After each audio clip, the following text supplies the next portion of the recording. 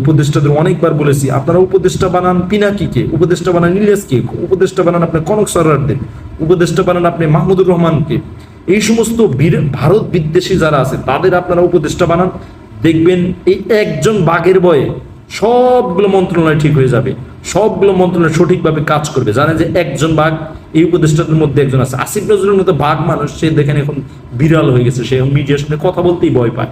দুইটা মন্ত্রণালয় যাচ্ছে, দুইটা মন্ত্রণালয় কি অনেক জটিল মনে হচ্ছে।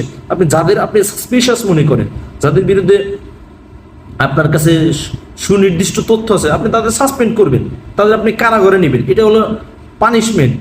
এবং এদের যদি আপনি রিজিড ডিসিশন নিতে পারেন, তাহলে তারা আপনার মাথার উপরে বসে নাচবে এবং আপনি তাদের দ্বারা নিয়ন্ত্রিত হবেন, আর আপনি জনগণের মধ্যে জনগণ থেকে বিচ্ছিন্ন হবেন। এই জিনিসগুলো তো আপনার খুব শক্ত হাতে দমন করতে হবে, না হলে আপনি মন্ত্রী পর্যায়ে কেন দায়িত্ব নিতে যাবেন? আপনি রাস্তায় বসে